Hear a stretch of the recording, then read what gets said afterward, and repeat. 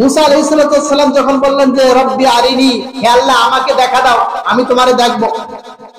তোমার সাথে কথা বলতে বলতে আমার অন্তর কি একেবারে প্রফুল্ল হয়ে গেছে, এখন তোমার সাক্ষাৎ না পাওয়া পর্যন্ত এই অন্তর কি শান্ত হবে না। শান্ত করার জন্য তোমার দিদার দরকার আমার, তুমি আমাকে দেখা দাও তাড়াতাড়ি। আল্লাহ বলেন লান তারানি, খবরদার আমাকে দেখতে পারবা না, এই ক্ষমতা তোমার নাই। আমার যে ক্ষমতা, আমাকে দেখার মতন যোগ্যতা এই দুনিয়ার কোন চক্ষু রাখে না। দুনিয়ার কোন চোখের এই পাওয়ার আমি দেই নাই, এই শক্তি আমি দেই নাই যে আমার দিদার সে সহ্য করতে পারবে। বলেন যে আল্লাহ তোমাকে আমার তারপরে দেখবো আমি। ঠিক আছে দেখবা, তাহলে তুমি তুর পর্বতে ওঠো, সিনাই পর্বতে যাও, যে ওইখানে দাঁড়াও, আমি আমার নূরের যে তাজাল্লি আছে তার একটা ছোট্ট একটা ঝলক আমি প্রতিফলন ফলাচ্ছি। ওই তাজাল্লিও চাপতেছি না, ওর একটা প্রতিফলন, একটা আয়নার দিকে তাকাইলে যেমন কি হয় প্রতিবিম্ব আছে, প্রতিচ্ছবি আসে। যেমন আমরা যখন মাঝে মাঝে এই যে আয়না ধরে যদি সূর্যের উপরে, সূর্য থেকে একটা প্রতিচ্ছবি আসে না, আলো ছড়ায় না, বিকরণ দেয় না, ওইরকম একটা তাজাল্লি আমি ছেড়ে দিলাম। মুসা আলাইহিস সালাম ওই তাজাল্লি দেখে ওর উপরে যে তুর পর্বত জ্বলে ছাই হয়ে গেল, মুসা আলাইহিস সালাম ওইটা দেখার সাথে সাথে বেহুশ হয়ে পড়ে গেল। সুবহানাল্লাহ, বেহুশ হয়ে পড়ে গেল। বলে যে আমি আল্লাহর নূরকেও দেখতে পারি না। তো যেই চোখ আল্লাহর নূর দেখে এসেছে, আল্লাহকে দেখে এসেছে, অন্তত কয়েকবার পাঠাইলে ওই যে নূরের যে তার যে চোখের থেকে যেটা নূরের যেটা ঝলক, ওটা অন্তত আমি দেখে যেন আমার অন্তরটাকে তৃপ্ত করতে পারে, এই জন্য কৌশল অবলম্বন করেছে। সুবহানাল্লাহ। সময়টা হাজির এই ছিল মুসা আলাইহিস সালামের এখানে একটা স্বার্থ ছিল যে এখানে পাঠানোর জন্য তার উম্মত, আমাদের উম্মত নিয়ে যতটা টেনশন ছিল তার চেয়ে বেশি টেনশন ছিল কি আল্লাহ রাসূলের চোখ দিয়ে তার নূরানি যে একটা ভাব লাভা তিনি জনের থেকে একটা আকর্ষণ, একটা ভালো তৃপ্তি গ্রহণ করতে পারেন। এই জন্য মুসা আলাইহিস সালাম আল্লাহ রাসূলকে কোথায় পাঠাইলেন? আল্লাহর কাছে পাঠাইলেন। কয়বার? 9 বার পাঠাইছেন। আলহামদুলিল্লাহ নাহমাদুহু ওয়া নাস্তাঈনুহু ওয়া নাস্তাগফিরুহু ওয়া নাউযু বিল্লাহি মিন শুরুরি আনফুসিনা ওয়া মিন সাইয়্যাতি আ'মালিনা। من يهده الله فلا مضل له ومن يضلله فلا هادي له ونشهد أن لا إله إلا الله وحده لا شريك له ونشهد أن سيدنا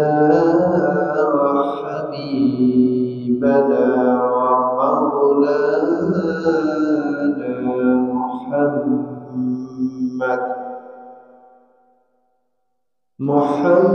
محمدا عبده ورسوله الذي أرسله بالحق بشيرا ونذيرا وداعيا إلى الله بإذنه وسراجا وقمرا منيرا. فقد قال الله تعالى في كلامه المجيد والفرقانه الحميد.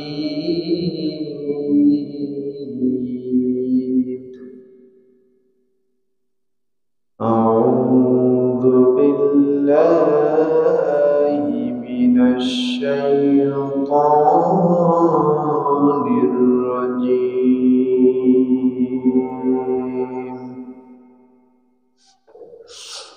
بسم الله الرحمن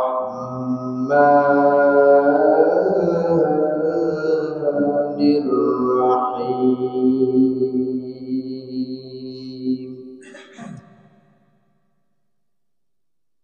فأوحى إلى عبده ما أوحى ما كذب الفؤاد ما رأى أفتمارونه على ما يرى ولقد رآه نزلة أخرى عند سدرة المنتهى. وقال رسول الله صلى الله عليه وسلم إذا دخل أحدكم المسجد فلا يجلس حتى يصلي ركعتين. الحمد لله আল্লাহ সুবহানাহু ওয়া তাআলার শাহী দরবারে শুকরিয়া জ্ঞাপন করছি যে রব্বে কারীম সুস্থতার সাথে তার হুকুম পালন করার উদ্দেশ্যে আমাদেরকে পবিত্র জুমার নামাজ আদায়ের লক্ষ্যে সমবেত হওয়ার সুযোগ দান করেছেন। এই জন্য আমরা সকলেই শুকরিয়া জ্ঞাপন করছি, সকলে বলছি আলহামদুলিল্লাহ। সম্মানিত হাজিরিন, আমরা রাসূল সাল্লাল্লাহু আলাইহি ওয়াসাল্লামের মাক্কি জীবনের ঐতিহ্যবাহী একটি ঘটনা, রাসূল সাল্লাল্লাহু আলাইহি ওয়াসাল্লামের মিরাজের আলোচনা শুনতেছিলাম। এই মিরাজের দুইটা অংশ, একটা অংশ হচ্ছে ইসরা আর একটা অংশ হচ্ছে মিরাজ। কেউ যদি ইসরাকে অস্বীকার করে তাহলে সে কাফের হয়ে যাবে। ইসরাটা হচ্ছে রাসূল সাল্লাল্লাহু আলাইহি ওয়াসাল্লামের মক্কা থেকে বাইতুল মুকাদ্দাস, এই সফরটার নাম হচ্ছে ইসরা। যেহেতু এটা কোরআন সরাসরি বর্ণনা করেছেন, আল্লাহ তাআলার বাণী সরাসরি রয়েছে, এই জন্য এই অংশটুকু কেউ যদি অস্বীকার করে সে কাফের হয়ে যাবে। এর পরের অংশ হচ্ছে মেরাজ, যেটা হাদিস দ্বারা প্রমাণিত। এই অংশটুকু কেউ যদি অস্বীকার করে তাহলে সে ফাসেক হয়ে যাবে, কাফের হবে না, কিন্তু কি হবে? ফাসেক হয়ে যাবে। এজন্য এটা আমাদের জানা দরকার, বোঝা দরকার। আল্লাহ সুবহানাহু ওয়া তাআলা তার রাসূলকে নিয়ে গেলেন তার কাছে তার দিদারের জন্য। তো রাসূল সাল্লাল্লাহু আলাইহি ওয়াসাল্লাম তার দিদার লাভের উদ্দেশ্যে যেখানে রওনা দিলেন, এই রওনা দেওয়ার পথে তিনি জান্নাত দেখতে পেলেন। কি দেখতে পেলেন? জান্নাত।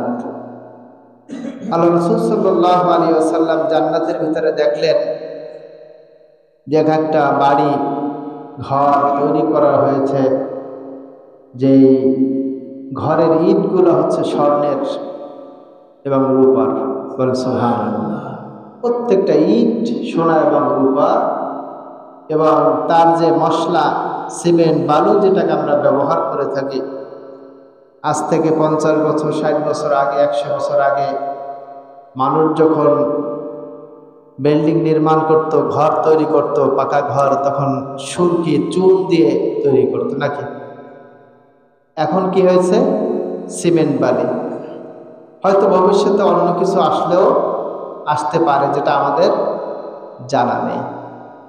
আল্লাহ তাআলা জান্নাতি মানুষের জন্য যে ঘরগুলো তৈরি করবেন, এই ঘরগুলো প্রত্যেকটার ইট হবে স্বর্ণ, আর কিছু অংশ ইট হবে রূপার, এবং এটাকে জয়েন করার জন্য আল্লাহ তাআলা যে মেডিসিন, যে মশলা ব্যবহার করবেন সেটা হচ্ছে আল্লাহ তাআলার পক্ষ থেকে মেশক এবং সুগন্ধ দিয়ে তৈরি করা। সুবহানাল্লাহ। এই জান্নাত আল্লাহ রাসূল সাল্লাল্লাহু আলাইহি ওয়াসাল্লাম দেখলেন যে মতি জহরাত দিয়ে তৈরি করা হচ্ছে একটা ভবন। তার কারুকার্যই আলাদা, দুনিয়ার কোন কারুকার্যের সাথে মিলবে না। আল্লাহ রাসূল সাল্লাল্লাহু আলাইহি ওয়াসাল্লাম সেখানে দেখলেন একটি নহর, যে নহরটা হচ্ছে মেশকের চেয়েও সুগন্ধময়, এবং তিনি হাউজে কাউসার দেখতে পেলেন, যে হাউজে কাউসারের ব্যাপারে সূরাতুল কাউসার আল্লাহ তাআলা নাজিল করেছেন, ইন্না আ'তাইনাকাল কাউসার, যে হে নবী আমি আপনাকে কাউসার দান করেছি। এই কাউসারের দুইটা অর্থ মুফাসসিরানে কেরাম নিয়েছেন। একটা হচ্ছে এটা দ্বারা আল্লাহ রাসূল সাল্লাল্লাহু আলাইহি ওয়াসাল্লামকে অধিক পরিমাণে যে নিয়ামত দান করেছেন এটা বোঝানো হয়েছে।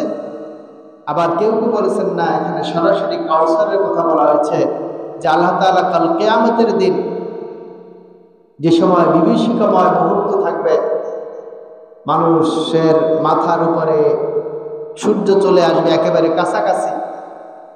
বলছে এখন যেখানে সূর্যটা রয়েছে, এই সূর্য যদি বেশি না 1/2 কিলোমিটার উপরে উঠে নিত, তাহলে দুনিয়ার সমস্ত মানুষের জন্য এখন যে আবহাওয়াটা ঠান্ডা আমরা অনুভব করি প্রচণ্ড শীতে, তার চেয়েও বেশি ঠান্ডা হয়ে যেত, মানুষ সব দুনিয়ার সব কিছু বরফে ঢেকে যেত। আল্লাহু আকবার। আবার যদি 1/2 কিলোমিটার নিচে নামে নিয়ে আসা হতো, তাহলে দুনিয়ার সমস্ত কিছু জ্বলে করে ছারখার হয়ে যেত।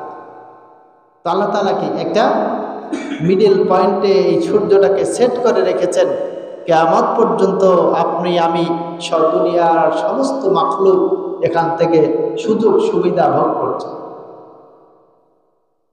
সূর্যের আলো অত্যন্ত গুরুত্বপূর্ণ একটা নিয়ামত। এরপরে বলা হচ্ছে যে এই যে সূর্যটা কাল কিয়ামতের দিন বেশি না, মাথা 1 বিঘা, অথবা কেউ কেউ বলেছেন মুটুম হাত মাথার উপরে চলে আসবে সূর্য, তখন কেমন হবে অবস্থা? বলছে এই ভয়ঙ্কর পরিস্থিতি মানুষের পিপাসা লাগবে, প্রচন্ড পিপাসা লাগবে।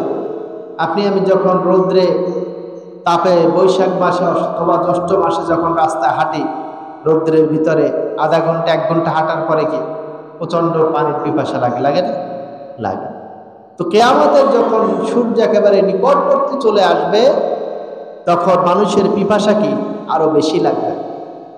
বলবো ওই সময় মানুষের শরীর থেকে হাম ঝরতে থাকবে অনবরত। বলছে এই মুহূর্তে মানুষের যখন পিপাসা লাগবে, তখন মানুষকে পান করার জন্য একমাত্র পানি থাকবে হাউজে কাউসারের পানি। সুবহানাল্লাহ। বলছে এই দায়িত্বটা থাকবে বিশ্বনবী জনাব মুহাম্মদুর রাসূলুল্লাহ সাল্লাল্লাহু আলাইহি ওয়াসাল্লামের কাছে। বলছে এইটা একবার কেউ যদি পান করে, তাহলে কিয়ামতের মাঠে আর কোনোদিনও তার পিপাসা লাগবে না। সুবহানাল্লাহ। বলছে এইটা তিনি জান্নাতে যেয়ে দেখে আসছেন, এইটা হচ্ছে তার একজন একটা নিয়ামত। এরপরে সেখানে তিনি 4টি নদী দেখতে পেয়েছেন, 2টি হচ্ছে বাতেনা আর 2টি হচ্ছে জহেরা। বলছে জহেরা 2টি হচ্ছে, একটা হচ্ছে ফোরাত নদী আর একটা হচ্ছে নীলনদ। এই 2টা নদী দেখে আসছেন তিনি। আর 2টা হচ্ছে বাতেনা, সে ব্যাপারে আমরা দলিল পাই নাই, তা আমাদের জানানোর দরকার নাই। ওটা কে জানেন? আল্লাহ তাআলা। যে আমরা মাঝে মাঝে অনেক কিছু দাবি করি যে না দেখা জিনিস বিশ্বাস করি না, তো আমরা যদি সব কিছু দেখতে যাই তাহলে কিন্তু আমাদের জীবনটা চলবে না। ছোট্ট একটা উদাহরণ দেই, আমরা যখন পানিতে যাই, পানিতে যাওয়ার পরে যখন ডুব দেয়, ডুব দেওয়ার পরে চোখের সামনে কি দেখি? খালি পানি, নাকি? পানির বাইরে তো আমরা কিছু দেখতে পাই না। তাহলে এই যে পৃথিবী যত আলো, বাতাস, অক্সিজেন যেগুলো আছে, এগুলো সব যদি আমরা চোখে দেখতাম, তাহলে আমাদের চোখের সীমানায় ওইগুলা ঢেকে রাখতো, তাহলে আমরা আর চোখের বাইরে ওই কিছু আর দেখতে পারতাম। সুবহানাল্লাহ। আল্লাহ তাআলা যতটুকু দেখার দরকার অতটুকুই দেখাচ্ছেন, ওইটাই শুকরিয়া আদায় করা উচিত। আলহামদুলিল্লাহ। আমরা মানুষ বেশি বোঝার চেষ্টা করি, যার কারণে আমাদের বিপর্যয় আসে। এই জন্য সব কিছু দেখার দরকার নেই। যে আমার হাত আছে, আপনাদের হাত আছে, প্রত্যেকের হাতের ভিতরে এত পরিমাণে ব্যাকটেরিয়া আছে, এত পরিমাণে জীবাণু আছে। এটা যদি আমরা দেখতাম, সবসময় দেখতাম, তাহলে আমাদের খাবার খাওয়া সম্ভব ছিল না। খাবার খেতে পারতাম না। আমরা যে পানি পান করি থাকি, পানির ভিতরে যে পরিমাণে ব্যাকটেরিয়া আছে, জীবাণু আছে, এটা যদি আমরা দেখতাম, তাহলে দেখার পরে কখনই আমাদের সজ্জার জন্য একটু এক ফোঁটা পানি খাইয়া। আল্লাহ তাআলা এটাকে কি করেছেন? গোপন করে দিয়েছেন, যাতে করে মানুষের দৃষ্টিতে না পড়ে।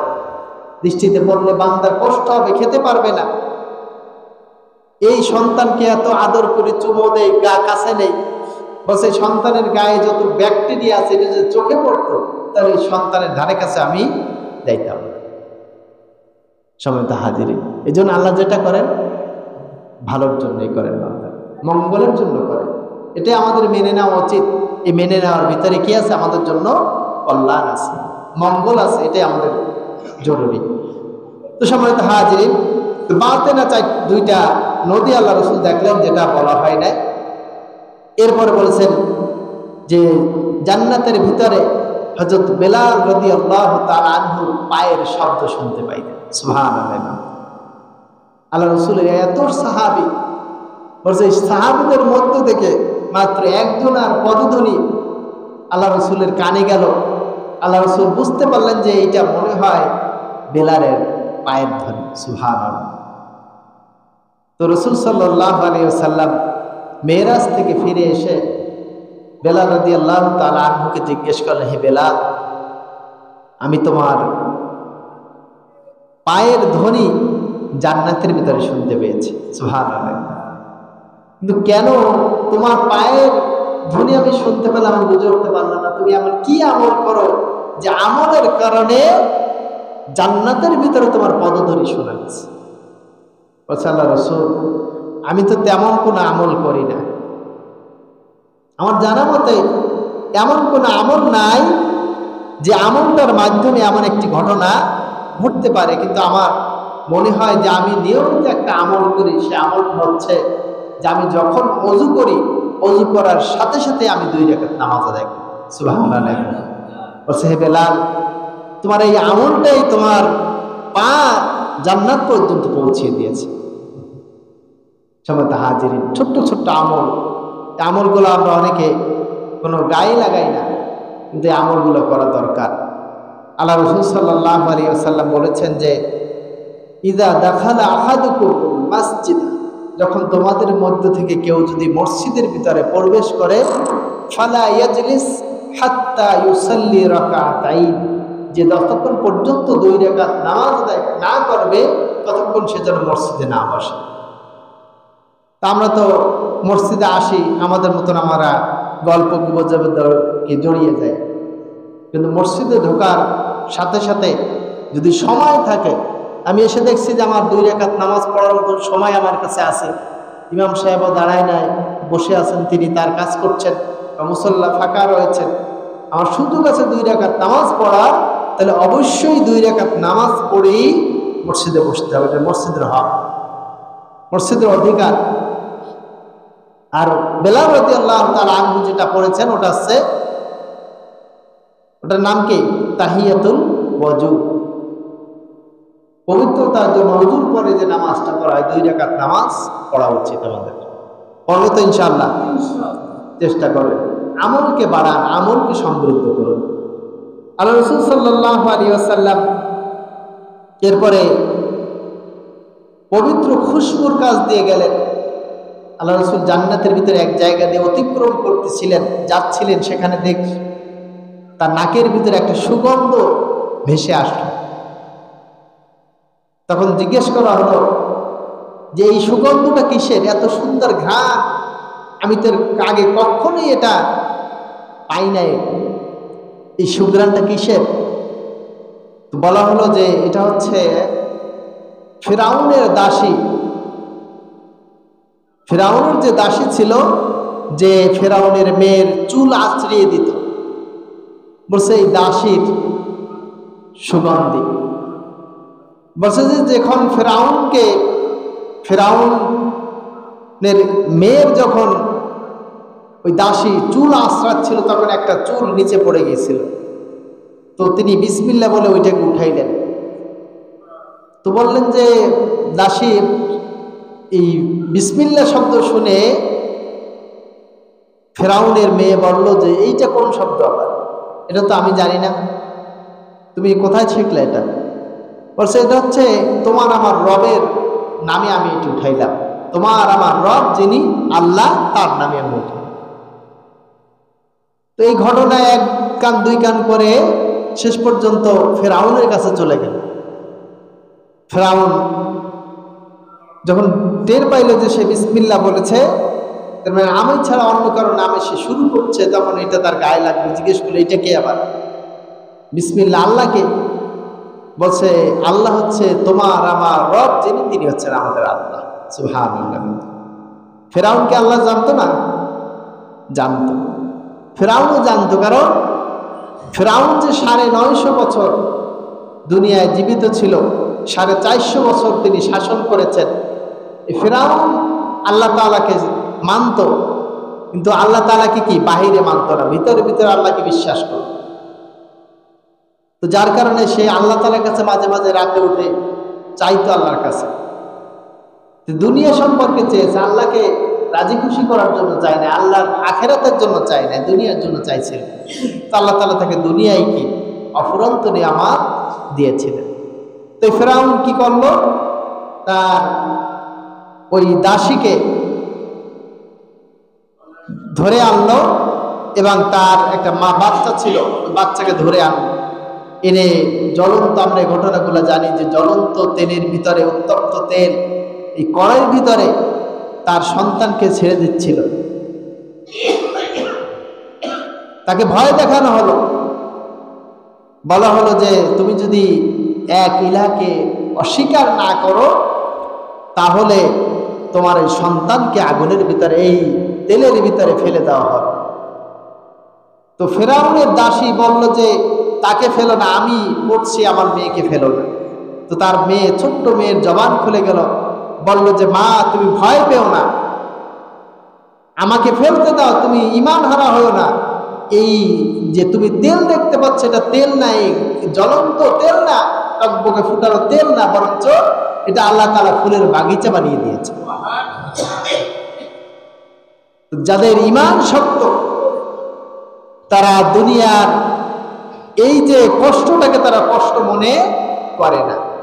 জালিমরা যত কষ্ট দিয়ে ঈমান থেকে দূরে সরানোর চেষ্টা করুক না কেন, এটা তাদের কাছে কোনো কিছুই না। কারণ তারা মনে করে যে আমি যখনই মৃত্যুর জন্য প্রস্তুতি নিয়ে যখন আগুনে ঝাঁপ দেবো, আমাকে আগুনে যখন নিক্ষেপ করা হবে, তখন আমি আগুনে পড়বো না, সরাসরি জান্নাতে চলে যাবো। সুবহানাল্লাহ। যেমন আসিয়াকে যখন কষ্ট দেওয়া হয়েছিল, যে একটা পেরেক তক্তার উপরে লাগানো, নিচে তক্তা সহ পেরেক, উপরেও তক্তালা পেরেক, এটা দিয়ে যখন একটার উপরে শয়ে আরেকটা দিয়ে যখন চাপা দিয়ে যখন আস্তে আস্তে মুচড়ে তার শরীরের ভিতরে ফুটাচ্ছিল, তখন আল্লাহ তাআলার দিকে তাকিয়ে থেকে বলছেন যে হে আল্লাহ, আমার জন্য তুমি জান্নাতে একটি ঘর তৈরি করে দাও। সুবহানাল্লাহ। আর এই জালিমের হাত থেকে আমাকে রক্ষা করো। আল্লাহ তাআলা ওই সময় জান্নাতের অর্থাৎ আরশের দরজাগুলো খুলে দিলেন এবং তাকে মুমূর্ষ অবস্থায় দেখিয়ে দিলেন যে দেখো আসিয়া, তুমি ওই কষ্টের দিকে তুমি তাকায়ও না, তুমি দেখো তোমার জান্নাতে তোমার ঘর তৈরি করে দিয়েছে। আর সে ঘর দেখতে দেখতে তিনি দুনিয়া থেকে চলে গেলেন। সম্মানিত হাজিরিন, এই কষ্টগুলোর কোনো কিছুই না। তো ওই যে মৃত্যুবরণ করছে, শাহাদাতের সর্বোচ্চ নাজারা তিনি পেশ করেছিলেন। তো বলছে এই শাহাদাতটা আল্লাহ তাআলার কাছে এত পছন্দ হয়েছে, যার কারণে আল্লাহ তাআলা ওইটাকে সুগন্ধ হিসেবে ব্যবহার করেছেন। সম্মানিত হাজিরিন, এটা তিনি দেখলেন জান্নাতের ভিতরে। এরপরে হযরত ওমর রাদিয়াল্লাহু তাআলা আনহুর ঘর দেখলেন সেখানে জান্নাতের ভিতরে। ওমর রাদিয়াল্লাহু তাআলা আনহু জিজ্ঞেস করলেন, আল্লাহ রাসূল, তা আমার ঘরটা কেমন, ভিতরে ঢুকছেন? বলছে, না, তোমার ঘর তো তোমার, এ ঘরে পারমিশন ছাড়া তো ঢোকার কোনো সুযোগ নাই, যেহেতু তুমি দুনিয়ায় আর তোমার ঘর রয়েছে জান্নাত, আমি কিভাবে ঢুকবো? ওখানে পারমিশন দেওয়া হয় নাই তোমার, তবে বাহির থেকে আমি তোমার ঘরটা দেখেছি, খুব সুন্দর একটা ঘর তৈরি করে দিয়েছে। সুবহানাল্লাহ। তো প্রত্যেকটা মানুষের জন্য আল্লাহ তাআলা যারা জান্নাতে যাবে তাদের জন্য ঘর তৈরি করে রেখেছেন। আমাদের যাওয়ার দরকার, কি করা দরকার? যাওয়ার দরকার, প্রস্তুতি নেওয়া দরকার, আমরা ঘরে যাব, এই জন্য একটু নিজেকে তৈরি করা, প্রস্তুত করা। এবার রাসূল সাল্লাল্লাহু আলাইহি ওয়াসাল্লাম তিনি নিজের ঘর দেখলেন। তিনি নিজের ঘর দেখে আসছেন, সুন্দর সেগুলোর ডেকোরেশন দেখে আসছেন। তো এই ঘরগুলো হচ্ছে আমাদের আল্লাহ রাসূল সাল্লাল্লাহু আলাইহি ওয়াসাল্লাম যে আমাদেরকে সংবাদগুলো দিয়েছেন, এগুলো কি সত্য সংবাদ, যাতে করে আমরা এই দিকের অগ্রসর হই বেশি করে। এই জন্য আল্লাহ রাসূল সাল্লাল্লাহু আলাইহি ওয়াসাল্লাম এগুলো বর্ণনা করেছেন। তো বলা হচ্ছে যে জান্নাত একটি খোলা মাঠ, বিশাল জায়গা। জান্নাতটা কতটুকু? হ্যাঁ, বলছে জান্নাত দুনিয়ায় যাকে সবচেয়ে শেষ বিচারের পরে, একেবারে এরপরে আর কেউ জান্নাতে ঢুকবে না, সর্বশেষ যে ব্যক্তিকে জান্নাতে ঢুকানো হবে, তো বলা হচ্ছে ওই ব্যক্তিকে এই দুনিয়ার মতো 10টা দুনিয়া নিয়ে একটা জান্নাত দিয়ে দেওয়া। কয়টা দুনিয়া? 10টা দুনিয়া নিয়ে একটা জান্নাত আল্লাহ তাআলা দান করে দেবে। তো জান্নাত হচ্ছে ফাঁকা জায়গা, সেখানে কোনো গাছপালা কিচ্ছু নাই। আমরা যখন একবার সুবহানাল্লাহ বলি, একবার আলহামদুলিল্লাহ বলি, একবার লা ইলাহা ইল্লাল্লাহ বলি, যখন আল্লাহু আকবার বলি, লা হাওলা ওয়ালা কুওয়াতা ইল্লা বিল্লাহিল আলিয়্যিল আযীম যখন বলি, তখন এক একটা গাছ ওর উপর রোপণ হতে থাকে। সুবহানাল্লাহ। বলছে গাছটা কেমন হয়? বলছে এক একটা গাছ এত বড়, এত বিশাল গাছ, বলছে ওই গাছের নিচ দিয়ে যদি কোনো ছায়া থেকে, গাছের ছায়া থেকে যদি দ্রুত গতিসম্পন্ন একটি ঘোড়া 500 বছর পর্যন্ত দৌড়ায়, তাহলে ওই গাছের ছায়া শেষ হবে না। সুবহানাল্লাহ।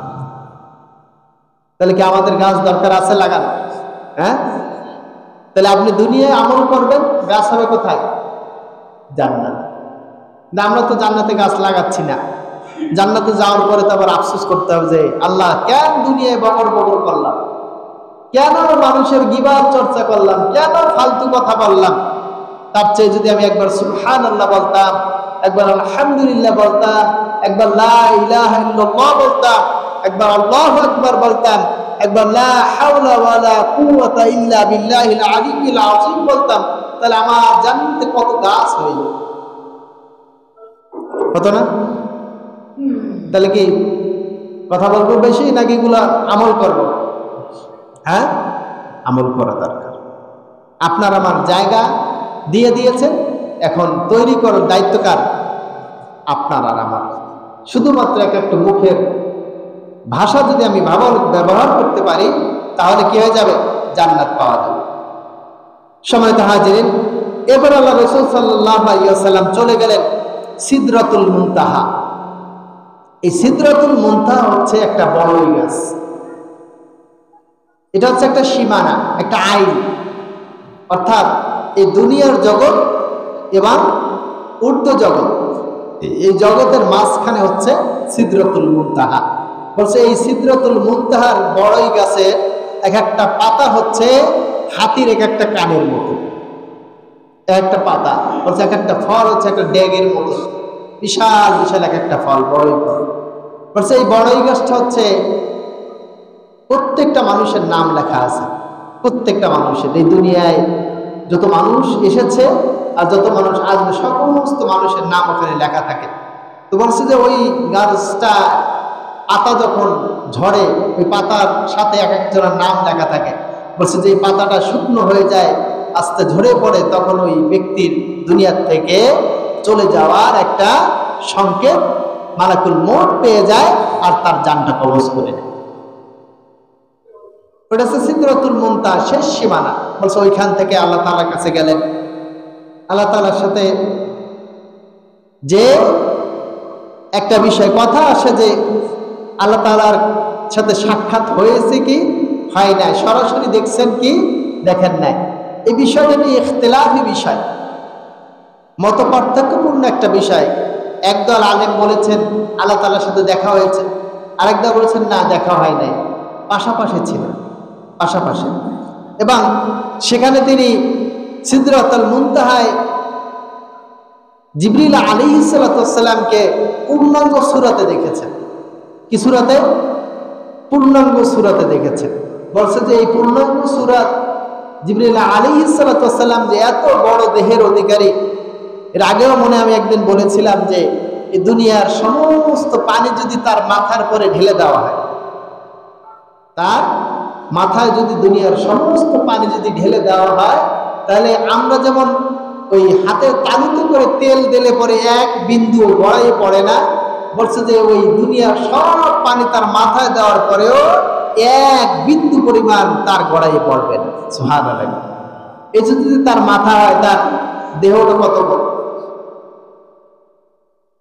বিশাল দেহ, তার 600 ডানা আছে, 600 ডানা, একটা দুইটা না, 600 তার ডানা আছে। বলছে দুনিয়ায়, আসমান থেকে দুনিয়ায় আসতে তার মাত্র একটা পাখা ব্যবহার করে, পলকের ভিতরে ওইখান থেকে দুনিয়ায় চলে আসে। তো জিবরিল আলাইহিস সালামকে দুইবার নিজস্ব আকৃতিতে দেখেছেন আল্লাহ রাসূল সাল্লাল্লাহু আলাইহি ওয়াসাল্লাম। প্রথম যখন ওহী নাজিল হয় ওই সময় একবার দেখেছেন, আর একবার দেখেছেন সিদরাতুল মুনতাহা। এই দুইবার তার নিজস্ব আকৃতি দেখেছেন। সম্মানিত হাজির, তো আল্লাহ তাআলার কাছে গেলেন একজন, এইটাও নিয়ে একটু ইখতিলাফ আছে যে আমরা অনেকে বলি যে কি নিয়ে গেলেন আর কি নিয়ে আসেন, তো এটা নিয়ে ইখতিলাফ আছে যে কি নিয়ে গেলেন, নিয়ে যা আসছেন এ ব্যাপারে কারো ইখতিলাফ নেই, কিন্তু যেটা নিয়ে গেছেন আমরা তো অনেকে বলি যে তাশাহুদ আত-তাহিয়াতু, এটা আল্লাহ রাসূল দুনিয়া থেকে নিয়ে গেছেন। তো এটা একটা সংলাপ, কথোপকথন, এ ব্যাপারে ইখতিলাফ করেছেন। কেউ কেউ বলেছেন না, আল্লাহ রাসূল নিয়ে যান নাই, বরঞ্চ দুনিয়া আসার পরে এই নামাজের ভিতরে সাহাবায়ে কেরাম পড়তেন যে আসসালামু আলাল্লাহ, আসসালামু আলা মিকাইল, জিবরাইল, ইসরাফিল, এরকম দোয়া পড়তেন। তখন আল্লাহ রাসূল সাল্লাল্লাহু আলাইহি ওয়াসাল্লাম সালাম ফিরে সাহাবীদেরকে বললেন যে না, তোমরা এটা বলো না, কারণ সালাম স্বয়ং আল্লাহ তাআলা, আল্লাহর উপর তো সালাম দেওয়া যায় না, দেয় না, আল্লাহকে সালাম দেওয়া যাবে? কারণ সালাম তো মানে শান্তি, তো শান্তি তো আল্লাহ তাআলাই বর্ষণ করে, তো তবে আল্লাহকে তো সালাম দেওয়ার দরকার নেই, এই জন্য নিষেধ করেছেন। যে আমরা এটা তাও বলি যে আল্লাহ রাসূল সাল্লাল্লাহু আলাইহি ওয়াসাল্লাম যখন গেলেন, তো কেউ কেউ বলেছেন যে তাফসীরে কুরতুবীর ভিতরে এটা এসেছে যে এই ঘটনাটা, তিনিও বলেছেন যে এটা সনদ মতন কোথায় কি তা আমি ভালো জানি না, যাই হোক আমরা সেইভাবেই জানি, এর উপরে বিশ্বাস করলে না করলে এটা কিছু ইমান যাওয়া আসার কোনো বিষয়। আল্লাহ রাসূল গেলেন, তো তার জন্য তাহিয়াত, আত-তাহিয়াতু লিল্লাহি ওয়াস-সালাওয়াতু ওয়াত-তাইয়্যিবাত, যে আল্লাহ তাআলা তোমার জন্য এক নম্বর অভিবাদন, জবানের মুখের যত ইবাদত সব তোমার জন্য। কার জন্য? মুখের ইবাদত কার জন্য? আল্লাহর জন্য। ওয়াস-সালাওয়াত, শারীরিক যত ইবাদত সব কার জন্য? আল্লাহর জন্য। ওয়াত-তাইয়্যিবাত, আর পবিত্রতার জন্য মানব যত ইবাদত সব কার জন্য? আল্লাহ তাআলা। মুখ থেকে আমি যা বলি, তাসবিহ, তাহলিল, কোরআন তেলাওয়াত, সত্য কথা বলা, যা কোনো ইবাদত করব কার জন্য হবে? আল্লাহ তাআলা। ইবাদত, শারীরিক ইবাদত। শারীরিক ইবাদতটা কি? সেটা হচ্ছে এক নাম্বার হচ্ছে আমরা যে নামাজ পড়ি, রুকু করি, সিজদা করি, কিয়াম করি, এগুলো কার? শারীরিক ইবাদত। হজ করতে যারা যায়, তাওয়াফ করা, সাফা মারওয়ায় সাই করা, এগুলো কি? শারীরিক ইবাদত। মিনায় অবস্থান করা শারীরিক ইবাদত, আরাফার ময়দানে অবস্থান করা শারীরিক ইবাদত, মুজদালিফায় অবস্থান করা শারীরিক ইবাদত। তারপর হচ্ছে জামরায় কঙ্কর নিক্ষেপ করে, এটা কি? শারীরিক ইবাদত। এই অংশটুকু শারীরিক, কার জন্য? জোরে বলেন, আল্লাহর জন্য। আরেকটা হচ্ছে মালি, যেমন যাকাত, দান, সাদকা, যা কিছু করি না কেন, মানুষকে খাবার খাওয়াইলাম, এগুলো সব কি মাদি ইবাদত।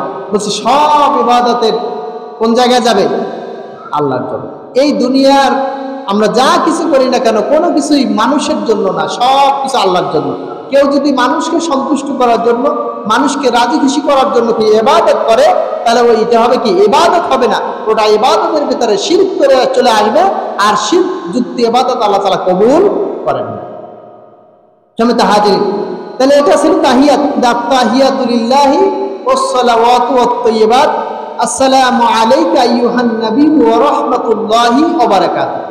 আল্লাহ তাআলার পক্ষ থেকে আসে যে আসসালামু আলাইকা, শান্তি সালাম তোমার করি, তোমার উপর, ওয়া রাহমাতুল্লাহি, আল্লাহ তাআলার রহমত, ওয়া বারাকাতুহু, এবং বরকত তোমার জন্য। আল্লাহ রাসূল সাল্লাল্লাহু আলাইহি ওয়াসাল্লামের পক্ষ থেকে বলা হলো যে না, শুধু আমার জন্য না, আমি যে দুনিয়ায় আমি যে এই আরশে এসেছি তোমার সাথে সাক্ষাৎ করতে, আমার জন্য কিছু নেওয়ার জন্য না, আমার উম্মতের জন্য নেওয়ার জন্য আসছে। সুবহানাল্লাহ। কার জন্য? উম্মতের জন্য। বলছে যে ওয়া আলা ইবাদিল্লাহিস সালিহিন, এই যে শান্তি, রহমত, বরকত যা কিছু আছে সমানভাবে আমার পরেও না, আমার যত উম্মত হবে, যারা দিনদার হবে, নেককার হবে, সালেহীন হবে, বলছে সকলের উপরে শান্তি বর্ষিত হবে। সুবহানাল্লাহ। এবার ফেরেশতাদের পক্ষ থেকে ঘোষণা দেওয়া হলো আশহাদু আল্লা ইলাহা ইল্লাল্লাহু ওয়াহদাহু লা শারীকা লাহু ওয়া আশহাদু আন্না মুহাম্মাদান আবদুহু ওয়া রাসূলুহু। ঘোষণা দেওয়া হয়ে গেল। এই ছিল তাহিয়াতের ঘটনা। এরপরে আল্লাহ রাসূল সাল্লাল্লাহু আলাইহি ওয়াসাল্লাম দুনিয়ায় আসবেন, আল্লাহ তাআলার সাথে সাক্ষাৎ করতে গেছেন। এক বন্ধু কিছু নিয়ে গেলেন, বন্ধুকে হাদিয়া দেবে না? কথা বলে না, বন্ধু হাদিয়া দিবে না? বন্ধুর কি অভাব আছে? হ্যাঁ।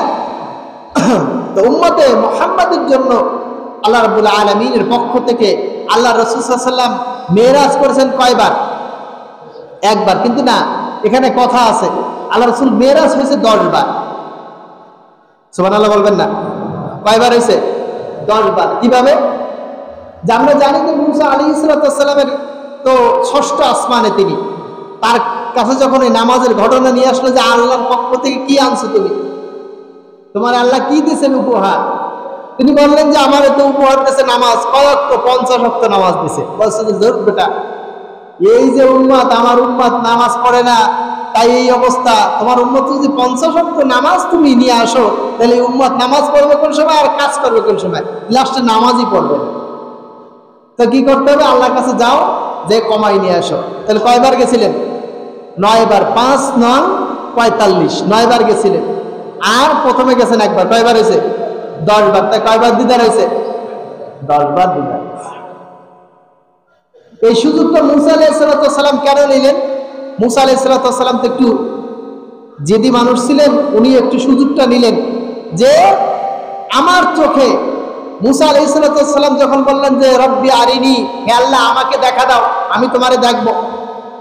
তোমার সাথে কথা বলতে বলতে আমার অন্তর কি একেবারে প্রফুল্ল হয়ে গেছে। এখন তোমার সাক্ষাৎ না পাওয়া পর্যন্ত এই অন্তর কি শান্ত হবে না। শান্ত করার জন্য তোমার দিদার দরকার আমার, তুমি আমাকে দেখা দাও তাড়াতাড়ি। আল্লাহ বলেন লান তারানি, খবরদার আমাকে দেখতে পারবা না, এই ক্ষমতা তোমার নাই। আমার যে ক্ষমতা, আমাকে দেখার মতন যোগ্যতা এই দুনিয়ার কোনো চক্ষু রাখে না। দুনিয়ার কোনো চোখের এই পাওয়ার আমি দেই নাই, এই শক্তি আমি দেই নাই যে আমার দিদার সে সহ্য করতে পারে। বলেন যে আল্লাহ তোমাকে আমার তারপরে দেখবো আমি। ঠিক আছে দেখবা, তাহলে তুমি তুর পর্বতে ওঠো, সিনাই পর্বতে যাও, যে ওইখানে দাঁড়াও। আমি আমার নূরের যে তাজাল্লি আছে তার একটা ছোট্ট একটা ঝলক আমি প্রতিফলন ফলাচ্ছি। ওই তাজাল্লিও ছাড়তেছি না, ওর একটা প্রতিফলন, একটা আয়নার দিকে তাকাইলে যেমন কি হয়, প্রতিবিম্ব আছে, প্রতিচ্ছবি আসে। যেমন আমরা যখন মাঝে মাঝে এই যে আয়না ধরে যদি সূর্যের উপরে, সূর্য থেকে একটা প্রতিচ্ছবি আসে না, আলো ছড়ায় না বিকরণ দ্বারা, ওইরকম একটা তাজাল্লি আমি ছেড়ে দিলাম। মুসা আলাইহিস সালাম ওই তাজাল্লি দেখে ওর উপরে যে তুর পর্বত জ্বলে ছাই হয়ে গেল, মুসা আলাইহিস সালাম ওইটা দেখার সাথে সাথে বেহুশ হয়ে পড়ে গেল। সুবহানাল্লাহ, বেহুশ হয়ে পড়ে গেল। বলে যে আমি আল্লাহর নূরকেও দেখতে পারি না। তো যেই চোখ আল্লাহর নূর দেখে এসেছে, আল্লাহকে দেখে এসেছে, অন্তত কয়েকবার পাঠাইলে ওই যে নূরের যে তার যে চোখের থেকে যেটা নূরের যেটা ঝলক ওটা অন্তত আমি দেখে যেন আমার অন্তরটাকে তৃপ্ত করতে পারে, এই জন্য কৌশল অবলম্বন করছে। সুবহানাল্লাহ। সম্মানিত হাজির, এই ছিল মুসা আলাইহিস সালামের এখানে একটা স্বার্থ ছিল যে এখানে পাঠানোর জন্য। তার উম্মত, আমাদের উম্মত নিয়ে যতটা টেনশন ছিল তার চেয়ে বেশি টেনশন ছিল কি আল্লাহ রাসূলের চোখ দিয়ে তার নূরানি যে একটা ভাব লাভা তিনি যেন এর থেকে একটা আকর্ষণ, একটা ভালো তৃপ্তি গ্রহণ করতে পারেন। এই জন্য মুসা আলাইহিস সালাম আল্লাহ রাসূলকে কোথায় পাঠাইলেন? আল্লাহর কাছে পাঠাইলেন। কয়বার? 9 বার পাঠাইছেন। শব্দ দেখে আসা চোখ, তার চোখে চোখ রাখলেও কি অন্তরটা জুড়িয়ে গিয়েছে। সম্মানিত হাজির, তো মুসা আলাইহিস সালাম কয়বার পাঠাইলেন? 9 বার। তো কয়বার দিদার হয়েছে? 10 বার মেরাজ হয়েছে।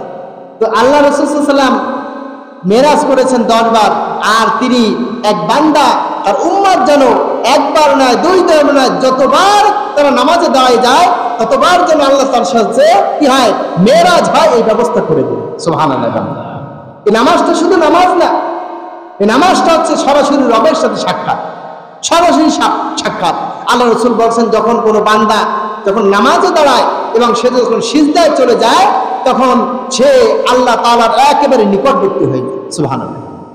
একেবারে নিকটবর্তী হয়ে যায়। কেন যেন আল্লাহ তাআলা ওই বান্দা ফিসফিস করে যে সিজদার ভিতরে কথা বলে, এই কথাগুলো আল্লাহ তাআলা শোনেন আর তার প্রত্যেকটা কথার আল্লাহ তাআলা জবাব দিয়ে দেন। সুবহানাল্লাহ। আমরা সূরা ফাতিহা বলি, এই সূরা ফাতিহার ভিতরে 3টা স্তর রয়েছে। প্রথমটা হচ্ছে অভিবাদন আল্লাহ তাআলার জন্য, দ্বিতীয়টা হচ্ছে বান্দার জন্য, 3 নম্বর হচ্ছে আল্লাহ এবং বান্দা দুই মাঝে সম্পর্ক। যখন বলে আলহামদুলিল্লাহি রাব্বিল আলামিন, যখন আমরা এই আয়াত যখন তেলাওয়াত করি তখন ফেরেশতাদেরকে ডেকে ডেকে বলে যে দেখ, তোরা তো অস্বীকার করছিলি যে আল্লাহ দুনিয়ায় কেন এগুলো পাঠাবা, দেখ আমার বান্দাকে আমি দুনিয়ায় পাঠাইছি, সে দাঁড়াই দাঁড়িয়ে আমার সমস্ত প্রশংসা করছে। হামিদানি আব্দি, আমার বান্দা আমার প্রশংসা করছে। সুবহানাল্লাহ। আমার বান্দা আমার প্রশংসা করছে। এই প্রশংসাগুলা আমরা করতে জানি না, আমরা নিজেকে মুসলিম দাবি করি। সম্মানিত হাজির, এটা নেহায়েত একেবারে মূর্খতা ছাড়া আর কিছুই না। যে নামাজ পড়ে না সে কোনোদিন মুসলমান হতে পারে না, কারণ নামাজই হচ্ছে একমাত্র পার্থক্য সৃষ্টিকারী ইবাদত যেটা কাফের এবং মুমিনের ভিতরে পার্থক্য তৈরি করে। সম্মানিত হাজির, নিয়ে আমি আলোচনা পরে করবো ইনশাআল্লাহ। তো দিদারের ব্যবস্থা করে দিলেন, 3টে হাদিয়া পেলেন। 3টা হাদিয়ার ভিতরে 1 নম্বর হাদিয়া হচ্ছে নামাজ। দুনিয়ার যত ইবাদত সব ইবাদত কি করেছেন? ওহী দিয়ে নাজিল করে ফরজ করেছেন। যাকাত ফরজ করেছেন, হজ ফরজ করেছেন, রোজা ফরজ করেছেন, সব কি দিয়ে? হ্যাঁ, ওহীর মাধ্যমে, ওহী নাজিল করে করে ফরজ করেছেন। একমাত্র ইবাদত যেটা সরাসরি আল্লাহ তাআলা আরশে আজিম থেকে হাদিয়া হিসেবে আমাদেরকে দিয়েছেন, অথচ সেটা আমরা পরিচয় নিতে পারলাম না, সেটা আমরা জানতেও পারলাম। কত বড় মূর্খ, কত বড় অজ্ঞ আমরা, কত বড় জাহেল হয়ে পারে এত সুন্দর একটা তওবাকে আমরা কি করে দিই? নষ্ট করে দিই, নস্যাৎ করে দিই, কোনো মূল্যায়ন করি না। সম্মানিত হাজির, 2 নম্বর হাদিয়া হচ্ছে সূরাতুল বাকারার 2টা আয়াত শেষের আমানুর রাসূল বিমা উনজিলা ইলাইহি মির রাব্বিহি ওয়াল মুমিনুন থেকে শুরু করে একেবারে শেষ পর্যন্ত এই 2টা আয়াত আল্লাহ তাআলার পক্ষ থেকে হাদিয়া। আল্লাহ রাসূল সাল্লাল্লাহু আলাইহি ওয়াসাল্লাম সকাল সন্ধ্যা এটা তেলাওয়াত করতেন। এটা বরকতময় 2টি আয়াত যেটা আমাদের প্রত্যেকের মুখস্থ থাকা দরকার। কিন্তু সেই সময় কোথায় আমার মুখস্থ করার আছে? কথা বলে না। ছেলে মেয়ে, চাকরি বাকরি, ক্ষেত খামার, গাড়ি বাড়ি, এই সেই নিয়েই তো ব্যস্ত। ওই করার সময় কই? আল্লাহরে সময় দেওয়ার মতন সময় আছে আমাদের? কিন্তু আল্লাহ তাআলা যদি হাসপাতালে নিয়ে মাসের পর মাস শোয়াই রাখেন, আপনার আমার কোনো শক্তি নাই ওখান থেকে উঠে আনবে, পারবে বলেন?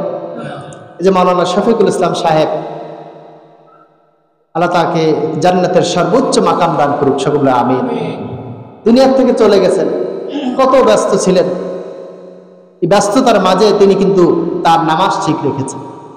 এই ব্যস্ততার মাঝে তিনি কিন্তু তার একামাতে দিনের আল্লাহর দিন যে আল্লাহর এই জমিনে প্রতিষ্ঠা করতে হবে, এই সংগ্রামের প্রথম সারির তিনি দায়িত্ব পালন করেছেন।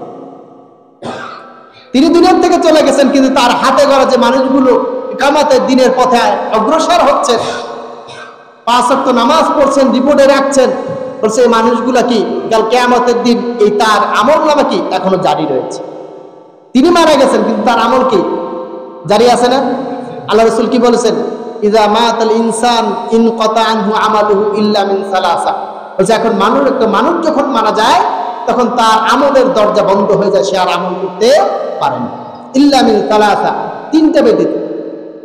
সাদাকাতুন জারিয়া, ইলমুন নাফিয়া, আর ওয়ালাদুন সালিহ ইয়াদউ লাহু। যে বলছেন যে উপকারী এলেম, তারপরে কি আছে? চলমান সদকা, সাদাকাতুন জারিয়াতুন। সাদাকাতুন জারিয়া বলতে চলমান যে সদকা থাকে, যেমন এই যে শফিক সাহেব যে একটা মানুষ নামাজ পড়তো না, তাকে নামাজে আহ্বান করেছে। তো এই বেচারা যে নামাজ পড়তেছেন, যত অক্ত নামাজ পড়ে প্রত্যেকটা অক্তের অংশ সে পাবে না? কথা বলেন না সবাই, পাবে কিনা? সে যে মসজিদে অবদান রেখে গেছেন, মসজিদ তৈরির জন্য সে প্রচেষ্টা চালিয়ে গেছেন, প্রত্যেকটা ইট তার ব্যাপারে সাক্ষী দেবে কি দেবে না? কথা বলেন, দেবে।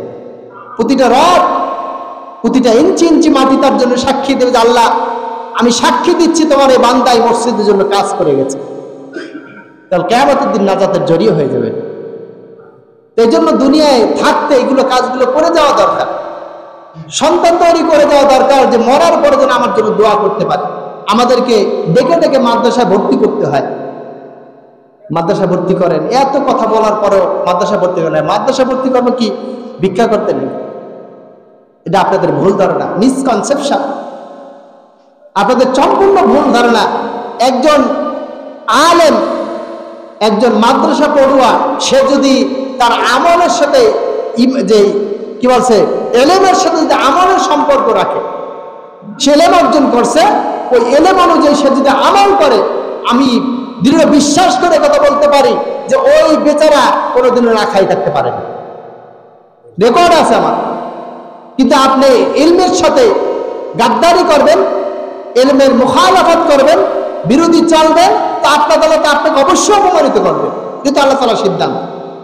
কিন্তু যে ব্যক্তি ঈমানের পরে ইলম অর্জন করেছে, ওই ইলমের পরে যে আমল করছে, তাহলে আল্লাহ তাআলা অবশ্যই তাকে সম্মানজনক রিজিকের ব্যবস্থা করে দেবে।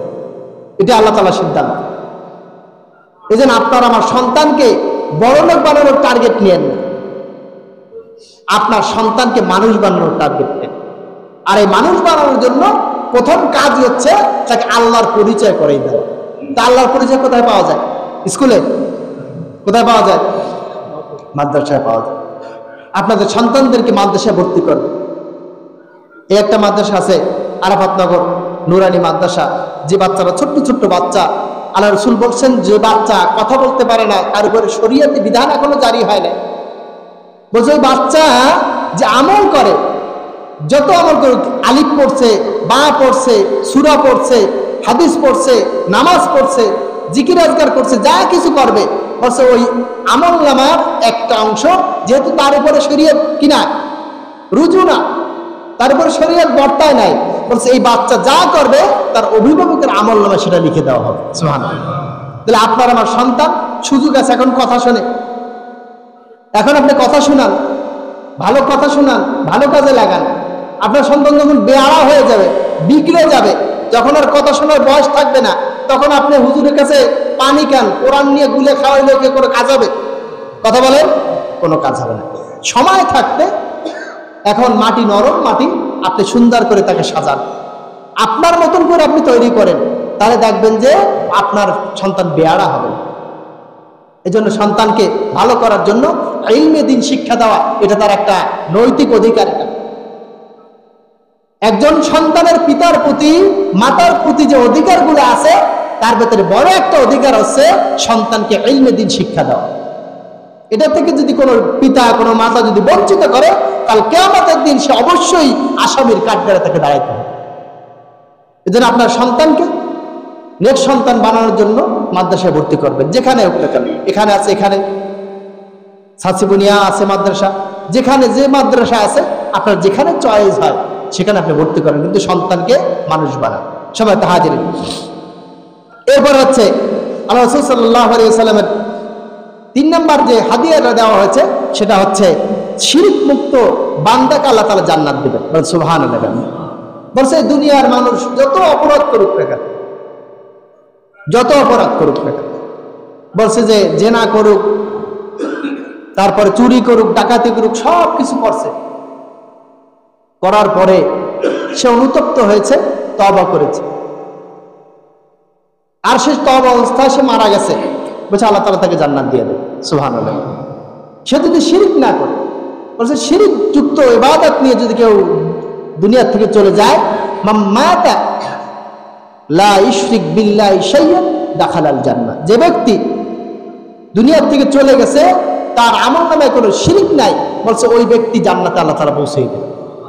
আর মাম্মাতা ইশরিক বিল্লাহি শাইআন দাখালান নার, যে ব্যক্তি আল্লাহ তাআলার সাথে শিরিক করেছে, এই অবস্থায় মারা গেছে, তাহলে আল্লাহ তাআলা তাকে অবশ্যই জাহান্নামে পাঠাবে। এজন্য শিরিক মুক্ত থাকতে হবে। শিরিকের ব্যাপারে আমি অনেক আলোচনা করেছি, অনেক জুমাই আলোচনা করেছি, তারপর ইনশাআল্লাহ আবার সময় হলে আবার আপনাদের আলোচনা করে শোনাবো। এই জন্য এই তিনটা জিনিস পাইলেন। প্রথমটা কি বলেন? তিনটা জিনিস কি পাইছেন হাদিয়া? কথা বলে না। নামাজ। এক নম্বর কি? নামাজ। দুই নম্বর হচ্ছে সূরাতুল বাকারার শেষ 2 আয়াত। আর 3 নম্বর হচ্ছে শিরক মুক্ত অবস্থায় কোনো বান্দা মারা গেলে আল্লাহ তাআলাকে জান্নাতে পৌঁছাবে, এই গ্যারান্টি আল্লাহ তাআলা দিয়ে দিয়েছে। সুবহানাল্লাহ।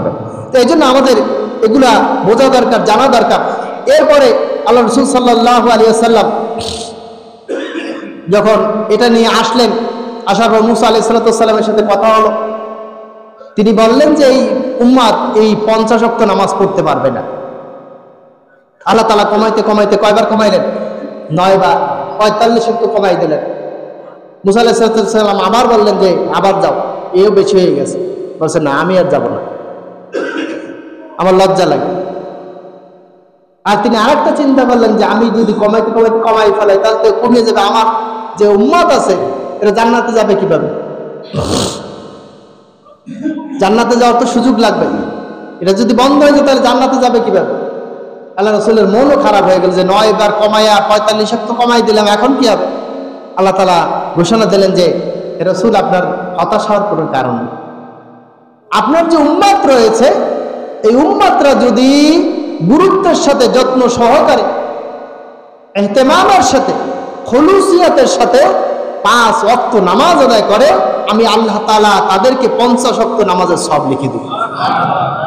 কয় ওয়াক্ত? 50 ওয়াক্ত। এত সুযোগ পাওয়ার পরেও আমরা নাকে সর্ষের তেল দিয়ে ঘুমাই। আমাদেরকে শয়তান গ্রাস করে ফেলেছে, আমাদেরকে হতাশ করে ফেলেছে, আমরা এই দিন অগ্রসর হচ্ছি। সম্মানিত হাজিরিন, আজকের আলোচনার শিক্ষা হচ্ছে অবশ্যই আমাদের কি করতে হবে? নামাজ পড়তে হবে, আল্লাহর বিধিবিধান অনুযায়ী চলতে হবে। সম্মানিত হাজিরিন, আমার আরেকটা বিষয় আমাদের